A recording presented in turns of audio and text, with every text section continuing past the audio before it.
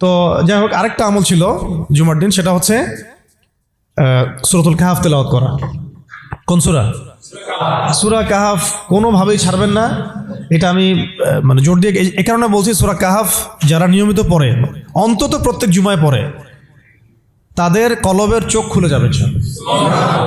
কলবের চোখ না খুললে আপনি বাস্তবতা বুঝতে পারবেন না, কোনটা হক কোনটা বাতিল, কোনটা ন্যায় কোনটা অন্যায়, কোনটা সহি কোনটা গলত, ঠিক আছে? কোনটা ন্যায় কোনটা অন্যায়, কোনটা জুলুম কোনটা ইমান কোনটা কুফর, এই যে পার্থক্য তাওহীদ শিরক, আসলে এই সত্য কোনটা মিথ্যা কোনটা, এই যে গোলক ধাঁধা এখন চলতেছে সারা বিশ্ব জুড়ে, এইটা আপনি ভিতরের চোখ ছাড়া দেখতে পারবেন না। বাইরের চোখ দিয়ে দেখলে অনেক কিছুই অনেক রকম মনে হবে, কিন্তু আসলে বাস্তবতা এমন না।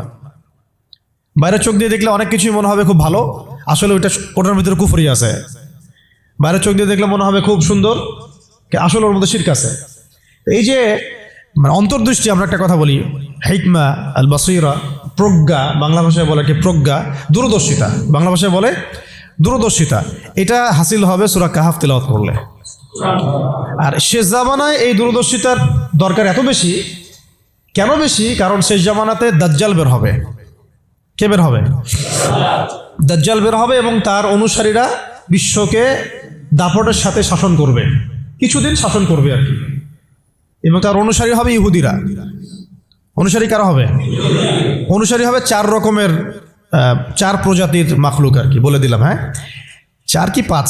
আচ্ছা, একটা হচ্ছে ইহুদিরা, দেখতে পারতেছেন ওরা কি করতেছে ইসরায়েলে, ফিলিস্তিনে। 2 নম্বর হচ্ছে নাসারা, যারা খ্রিস্টান এবং যারা ইহুদিদের সাথে জোট গঠন করেছে, আমরা বলি জায়নিস্ট। 3 নম্বর হচ্ছে মুশরিকরা, মুশরিক, যেমন ইসরায়েলের সবচেয়ে বড় বন্ধু এখন ভারত। ইসরায়েলের সবচেয়ে বড় বন্ধু কি এখন? ভারত। 4 নম্বর হচ্ছে মুসলিমদের মধ্যে কিছু মুনাফিক, ঠিক যেমন আরবের ফিলিস্তিনের আশপাশে দেখবেন কিছু রাষ্ট্র আছে মুনাফিকদের দ্বারা শাসিত, এরা ইসরায়েলের বন্ধু।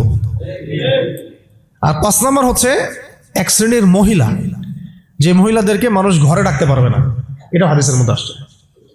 এই 4-5টা শ্রেণী দাজ্জালকে অনুসরণ করবে, এবং ওই সময় সারা বিশ্বটার মধ্যে সে এমনভাবে ফিতনা ফাসাদ সৃষ্টি করবে, অনেক ইমানদারও ধোঁকা খেয়ে যাবে।